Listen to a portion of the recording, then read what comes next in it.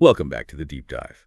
Today we are strapping on the conceptual scuba gear and descending into one of the most persistent, profound, and often deliberately confusing problems in the history of philosophy. That's putting it mildly. We're talking about the relationship between appearance and reality.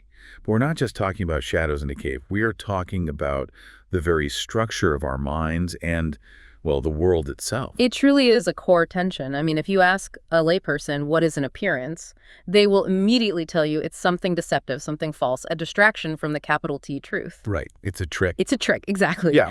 But for the intellectual giants we are tackling today, Immanuel Kant and G.W.F. Hegel, understanding how things appear and even recognizing the necessary illusions built into our experience becomes the key to unlocking the entire structure of knowledge and reality. And that's the mission. It's highly ambitious, I'll admit.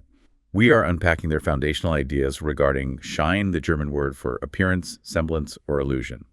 We are specifically charting a philosophical journey. A huge journey. Examining how this concept shifted from, on the one hand, a strict critical limitation of human reason, that's a Kant's project, to, on the other hand, an objective, crucial, and dynamic moment of being itself.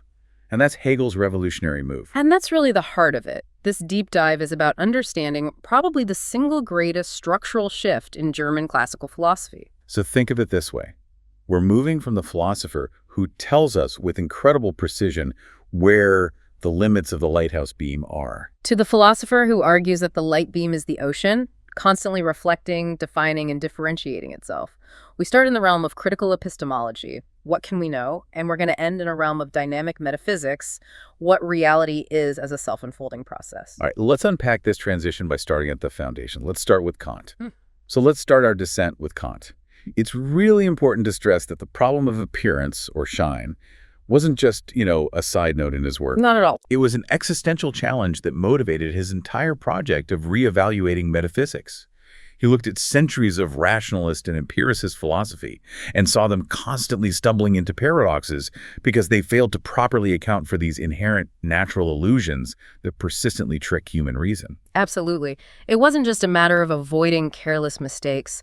Kant realized that some illusions were not contingent errors, but were structurally built into the very architecture of our minds. They were unavoidable. And that's what made them so dangerous. That's what provided the necessity for the critical project. He made an early programmatic statement about this, which really sets the stage in his 1766 work, Dreams of a Visionary. And what was that core statement? What crystallized the problem for him? He stressed that the boundary of human reason is precisely the point where we must exercise the most extreme caution. And you have to ask, why is that boundary so dangerous? Because that is the exact location where we are most likely to mistake something purely subjective.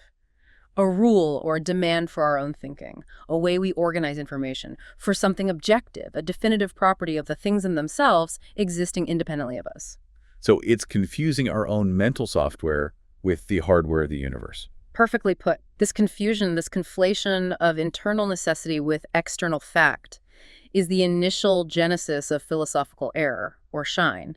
It sounds like the ultimate act of intellectual hubris, taking our own mental needs and projecting them onto the cosmos. Which is pretty much what all of metaphysics had been doing up to that point, in his view. Precisely. If we are aiming to establish knowledge that is absolutely certain and universally valid, we must first diagnose the persistent ways our minds are designed to deceive themselves. Kant realized that to save metaphysics, he first had to understand why metaphysical systems inevitably dissolve into contradictions, and the answer was this unavoidable natural illusion. Okay, so to properly diagnose this structural problem, Kant tackled Schein in three distinct ways across his work, which, it reveals the careful rigor he applied to the concept. Yes. First, we have what you could call the delimitative approach, primarily found in his pre-critical writings. This was his initial intellectual struggle to set clear borders. Where does genuine, grounded knowledge stop, and where does mere illusion begin? He was just trying to find a solid, reliable footing before launching the massive undertaking of the critique. But the critical heart of the matter, and this is where it gets technical, lies in the critical approach of subreption. This is a highly technical term, subreption, but it's crucial for understanding how philosophical errors, specifically transcendental ones, are generated. It's the engine of error. Subreption is an insidious, almost unconscious mistake.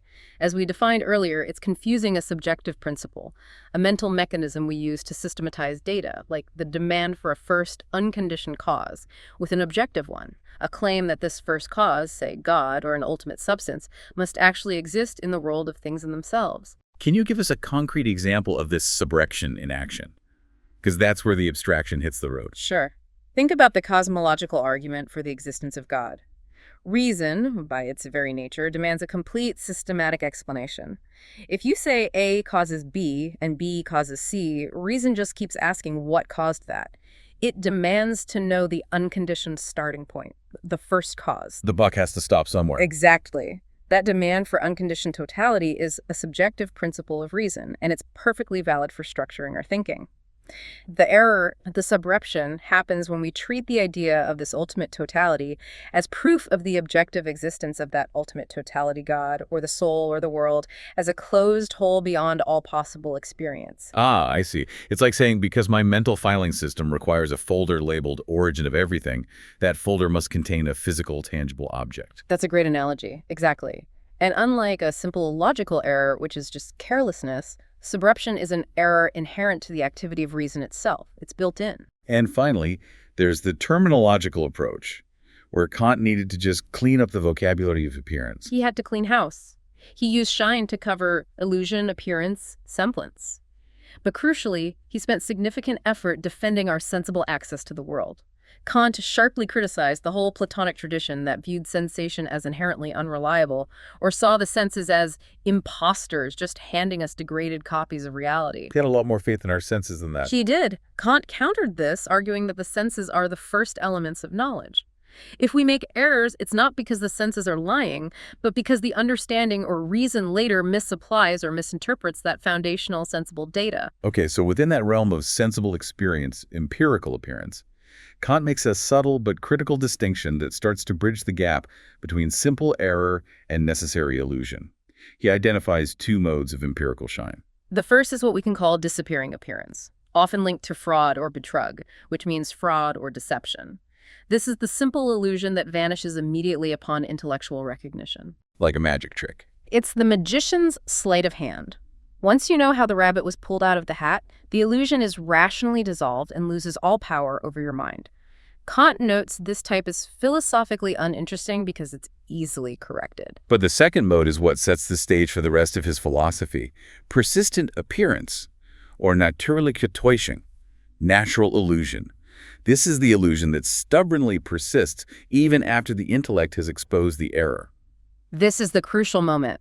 The classic example is an optical illusion, like the Müller-Lyer illusion, where two lines of the same length appear different because of the arrows at the ends. You can measure them, you intellectually know they are equal, yet your visual perception refuses to yield. It persists. Or the sun appearing to move around the earth. We know intellectually that's not true. Yet we see it every single day. The visual appearance of the sun's movement is absolutely unavoidable. The psychological tension there is incredible. The mind knows the truth, yet the body insists on the lie. And Kant wrote something fascinating about this persistence, didn't he? Yes, he noted that in these persistent illusions, I perceive very well the appearance and am warned against the error, but I always, however, delight. The delight isn't necessarily pleasure. It's the recognition of the sheer, stubborn, necessary structure of our perception. So it's almost an appreciation for the machinery of our own minds, even when it's wrong. Right. This persistent Schein shows us that our access to reality always involves forms of manifestation sensible mediation that cannot be simply discarded as degraded or false. They are part of the package of being human. So this persistent form of empirical Schein is the intellectual training ground for understanding the big one, transcendental Schein. If even simple sensory input involves unavoidable illusions that stubbornly remain, we should expect the most complex structures of our mind, reason, to generate even more profound and unavoidable illusions. It lays the groundwork for the most critical argument. We must accept that appearance is not just an accident, it is an unavoidable part of being a finite, sensible creature trying to grasp reality. This inevitable nature of appearance brings us to the formal structure of Kant's theory as he laid it out in the Critique of Pure Reason. This tripartition logical, empirical, and transcendental is really the heart of his diagnostic project. Yes, and understanding the relationship between these three defines the scope of Kant's achievement. Let's start again with the easiest one to fix. Logical appearance. This is just a mistake in attention, right? A slip-up. Fundamentally, yes. Logical appearance is an error arising from a simple lack of attention to the proper rules of understanding or logic. It's just sloppy thinking, a fallacy, a misapplied syllogism, or an immediate, blatant contradiction in an argument. So it's a completely subjective error. It depends entirely on the individual's misuse of their own cognitive tools. Precisely. And this is why it's easily avoidable and quickly dispelled. If I point out the structural flaw in your argument, the illusion of logical necessity vanishes instantly. It is not inherent to reason itself, only to its careless application. We can discard logical Schein entirely by being careful. Okay, next. Empirical appearance. We've already established that this is the unavoidable but correctable one. Correct. The core characteristic is that persistence even after intellectual correction. The sun moving around the earth is the perfect example. It is an objective illusion in the sense that its source is external to our conscious will. We cannot simply choose to stop perceiving the sun's arc. It's rooted in our sensible constitution. But science saves us here. Yes. It is correctable via the rules of understanding and scientific knowledge. We correct the illusion of geocentric movement by applying the intellectual rules of astronomy and physics. We correct the illusion of unequal lines by measuring them with intellectual tools. So we manage this kind of Schein by imposing the framework of understanding onto the sensible data. It's unavoidable, but it's not paralyzing. Right. Now for the grand finale of Kant's critical system, transcendental appearance. This concept is where he explains why metaphysical disputes, like those between rationalists and empiricists, can literally never be settled. This is the natural and inevitable illusion arising from reason's inherent structure. Reason doesn't just want to collect facts. It demands absolute totality and systematic unity. It pushes our thinking to seek the unconditioned, the ultimate boundary. And since experience only ever provides conditioned, finite data, reason naturally extends itself beyond the limits of all possible experience. But why is this unavoidable? I mean, if we know intellectually that we cannot know the thing in itself, why do we keep trying? Why can't we just stop, like we stop a logical error? Because it doesn't stem from carelessness. It stems from the telos, the inherent goal-seeking nature of pure reason. It's a natural, organic tendency, like an insect following the light. The suberection occurs when we use reason's principles, the ideas which are necessary for systematic thinking, speculatively, treating those subjective demands for unity as if they were objective, external truths about the absolute. And these ideas, the soul, the world as a totality, and God, these are the ultimate sources of this necessary illusion. Reason demands an ultimate, unconditioned unity for psychological phenomena. Which gives you the idea of the soul. For cosmological phenomena. Which gives you the idea of the world whole. And for all existence. Which gives you the idea of a God, precisely. And in trying to prove the existence or non-existence of these, reason inevitably falls into the antinomies, these contradictions that show that both the thesis and the antithesis, when argued from pure reason, are equally valid and equally flawed. The paradox proves that reason has overstepped its bounds into the noumenal realm. So we have to live with a necessary illusion. But you mentioned something critical earlier. Yeah. This paradox is actually useful. How does this necessary failure benefit us? This is the ingenious part of the critique. While transcendental appearance generates theoretical illusion, what we call false metaphysics, it provides the immense, powerful drive towards systematic unity for our empirical knowledge. If reason didn't constantly push toward the absolute horizon, understanding would just stop short, satisfied with fragmented knowledge. The illusion compels the understanding to seek the maximum expansion of knowledge. It's the engine that pushes science and knowledge forward. We chase the idea of complete unity, knowing we can never reach it, but the chase itself forces us to organize our world, connect our facts, and improve our empirical understanding. It's like a horizon we're always walking toward. Exactly. The Schein provides the schema, the blueprint, the heuristic for making sense of the messy reality of appearances. Without that powerful yet illusory drive for totality, empirical knowledge would be a chaotic pile of facts. The challenge of the critique is not to eliminate this unavoidable illusion, but to diagnose and contain it, limiting it strictly to its organizational function, so it can no longer generate false, dogmatic metaphysics. It's so easy to get lost in the theoretical logic, but the concept of Schein is equally central to Kant's reflections on anthropology, pedagogy, and ethics. The issue of appearance rapidly moves from what we see to what we do, how we present ourselves, and how we function in a civilized society. The transition is crucial because it addresses how subjective practices can gain the appearance of objective, necessary truth in the social sphere, often for good or ill. And this immediately brings up the concept of habito, or habit, as another nature, under nature. Yes, Kant argued that subjective practices, ingrained behaviors, and even partial views can install themselves as a second nature. This is a primary driver of practical Schein. A habit, whether it is physical or intellectual, becomes so deeply internalized that it takes on the apparent objectivity and necessity of a natural law for the individual or for the group. And if that habit is only superficial, we run into the danger of taking the appearance of competence without the depth of true character or skill. Absolutely. Kant stresses that education must ensure ability is deep, integrated, and truly ingrained, not just a superficial Schein, a mere external imitation. True skill requires developing the habit to the point where it genuinely structures the character. The person who appears knowledgeable but lacks the deep habit of critical thought will eventually fail when challenged. The appearance must serve the reality, not replace it. He then connects this idea of appearance to art in the Critique of Judgment.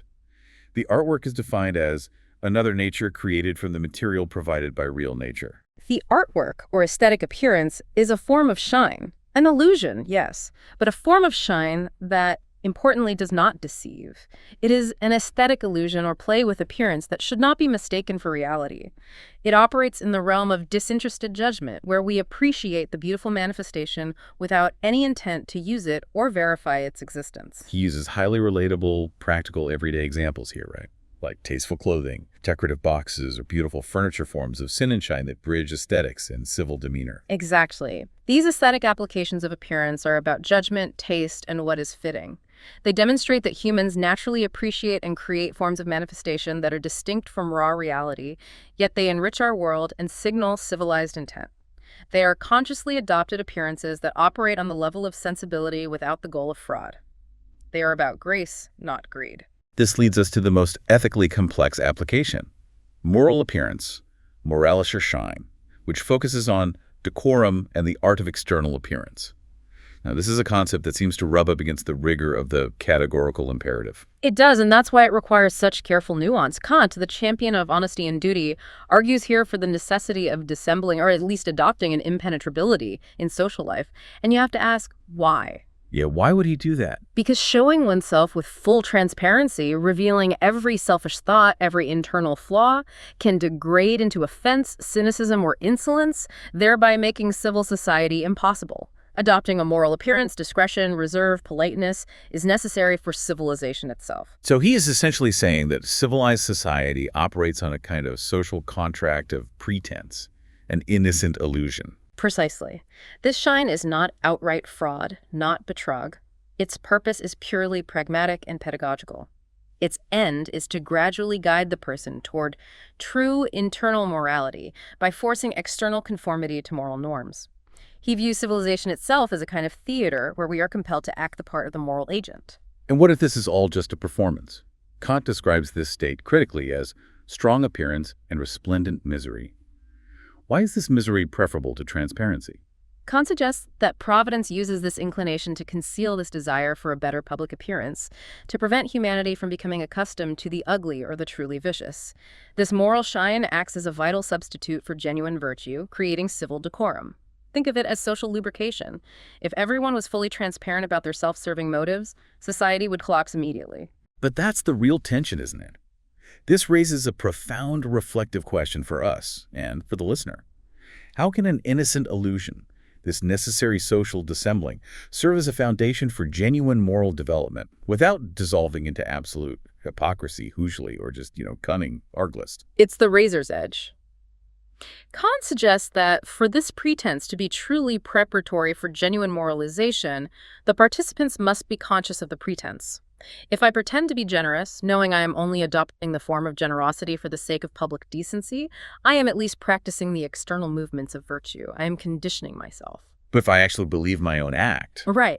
If, however, I use this facade to deceive myself or others entirely about my deeper malicious motives, then I have fallen into self-deception and corruption. The critical difference lies in the awareness of the distance between the appearance and the underlying reality. So the civilizing force of appearance demands that we act as if we are moral, even if we are not, which forces us to create a social space of trust and respect, a necessary foundation upon which true internal morality can eventually be built. It's an incredibly realistic, almost cynical, but ultimately pragmatic view of human development. Okay, now we execute the great pivot. We leave Kant, who saw Schein primarily as an unavoidable limit we must critically diagnose, contain, or use as necessary scaffolding. We now turn to Hegel, who takes the concept of appearance and fundamentally integrates it into the dynamism and logic of reality itself. The conceptual focus shifts dramatically. For Kant, the central problem was epistemological. How can my mind know reliably, and where do my mental structures fail? For Hegel, the focus becomes logical and ontological.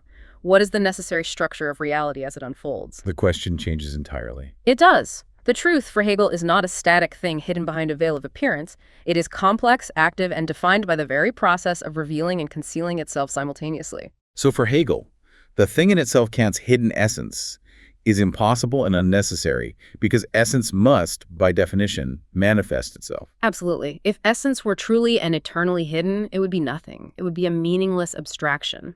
Hegel argues that reality is active thought, or spirit, and if spirit exists, it must externalize, objectify, and appear to itself. Appearance is the logic of existence. We can see this emphasis on manifestation even in Hegel's early career, can't we? Before the massive logical system was fully developed, he was already thinking about reality as an entangled complex. Yes, as early as 1787, Hegel was writing about the need to pay careful attention to how our shining appearances or manifestations are given. He understood that reality is not transparent immediately. Our understanding is always mediated. He noted that even basic concepts, like the measurement of magnitude, are relative and mediated, measured according to a habitual or closest standard. Everything we grasp is already entangled in a web of appearance. And he had a powerful early critique of the social genesis of Schein. This links back directly to Kant's slight nature. It does, but Hegel's critique is more systemic. He analyzed how humans produce objects, whether laws, institutions, or religious concepts, that acquire an autonomous existence and authority. These are products of human activity, slight nature, that over time become externalized and mistakenly viewed as pre-existing, natural, and unalterable facts like objective gods. The thing we made now has power over us. Exactly. The shine here is the illusion that the object has no human historical genesis, thereby giving it false authority. This social appearance is a critical mechanism for the development of objective spirit. So when we turn to Hegel's definitive science of logic, the discussion of appearance is fully integrated into the doctrine of essence. We are dealing with pure, unadulterated thought forms here. In the logic, appearance is treated as the necessary mediation of essence. Essence must manifest itself. It cannot remain hidden. It exists only by relating to itself through its appearance. This fundamentally reverses Kant's definition. So essence is not behind appearance, it is the movement of appearance. Can we clarify this relationship between essence and Schein? It's a tricky concept. Hegel defines his Schein as the self-relation of essence, or the reflection of immediate being. Essence is inherently reflective. It's not static being. It's the movement of returning to itself from its negation, from its otherness. This results in the objectivity of appearance, the Objektivität des Scheins. It is not a subjective, deceiving illusion that I experience. It is an objective, logical phase of reality's existence. Wait, if essence exists only as a process of reflection, how is that conceptually different from just saying everything is surface? What prevents Hegel's system from collapsing into mere phenomenalism? That's the critical difference. Phenomenalism says all there is appearance. Hegel says appearance is the logic of essence. Essence is not the surface. It is the active, determining structure that gives rise to the surface. Think of the surface tension of water. It's not merely a surface. It's an emergent property defined by the specific internal forces and relations, the essence of the water molecules. Appearance for Hegel is the necessary way these internal relations express themselves externally. Just as Kant meticulously structured his Schein into three types based on the source of the error, Hegel structures the development of essence through three logical moments based on the degree of objective manifestation. This tripartite flow from abstract reflection, Schein, to concrete manifestation, or Scheinung, is the logical scaffolding in the logic. Okay, what is the pure initial moment of Schein in this Hegelian context? This is the raw, indeterminate reflection of essence, the immediate, abstract, and incomplete moment of manifestation.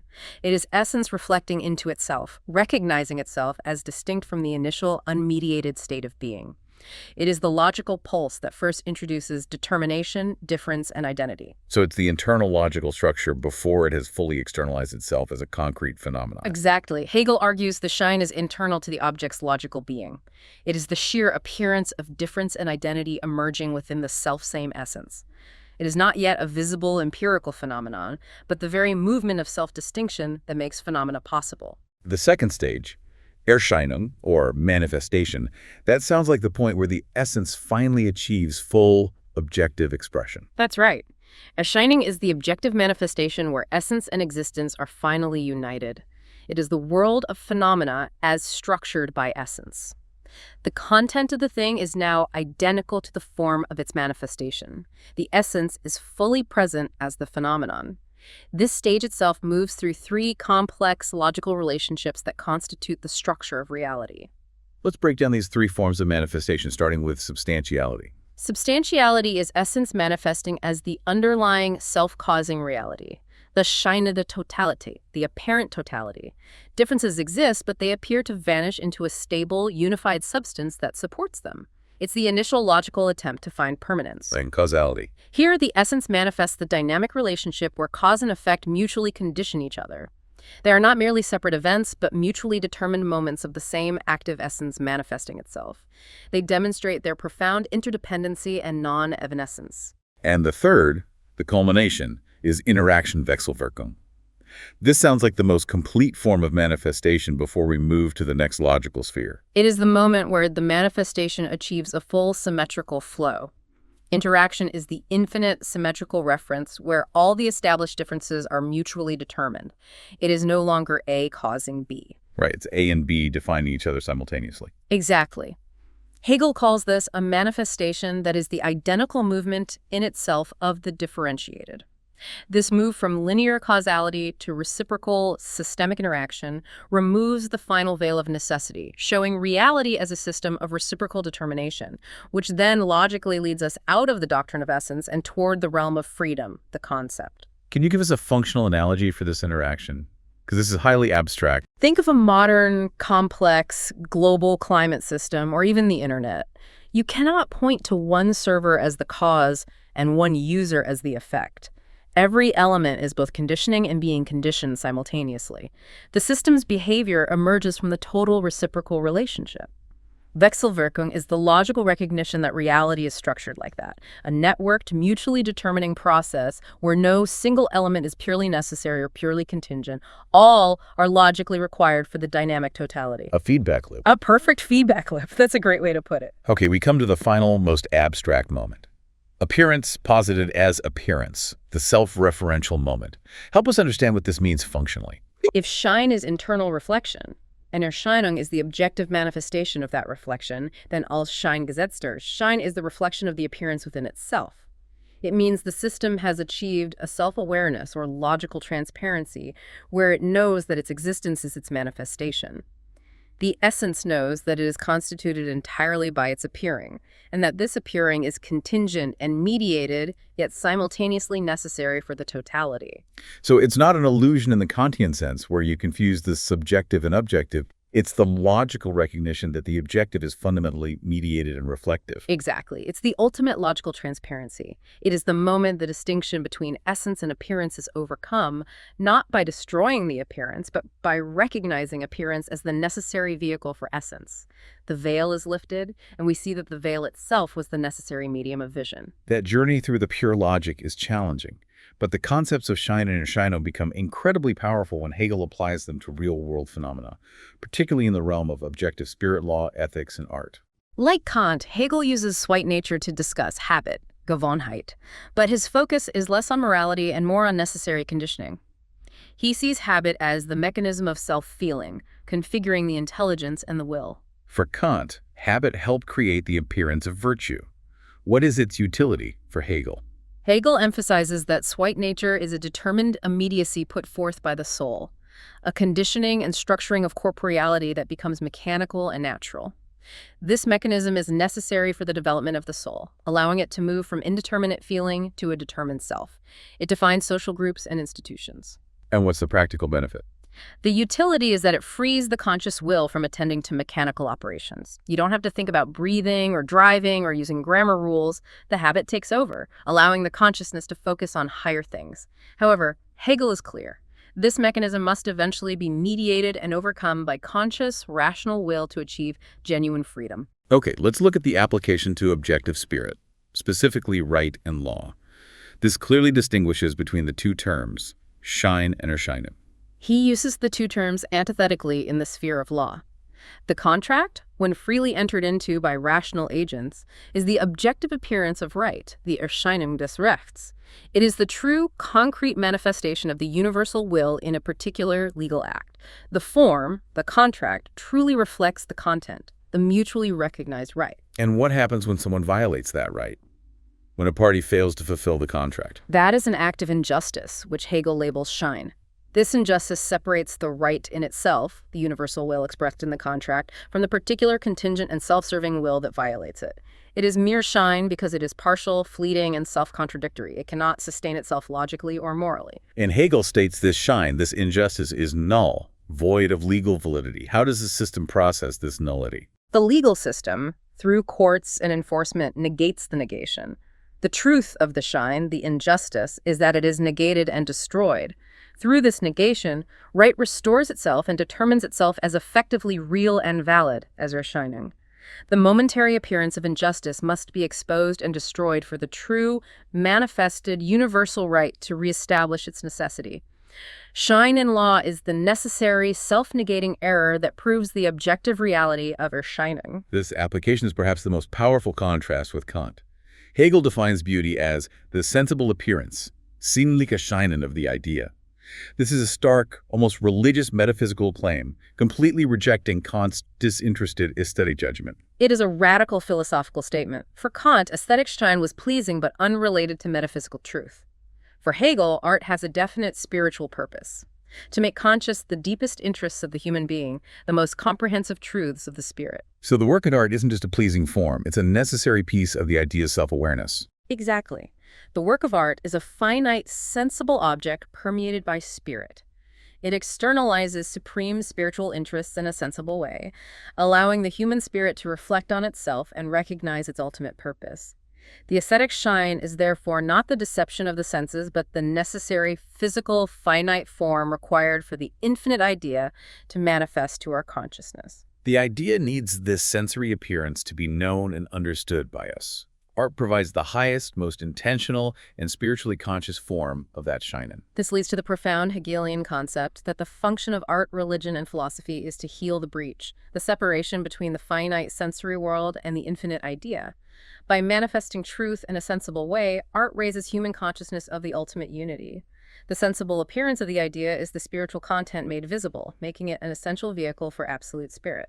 We have covered immense philosophical ground, moving from the critical boundaries established by Kant to the objective flow and dynamism defined by Hegel. Let's try to crystallize the key differences in how they structure the problem of appearance for the listener. The synthesis centers entirely on the philosophical utility and structural placement of appearance. For Kant, appearance, or Schein, is primarily a problem of subjective reason or unavoidable perception.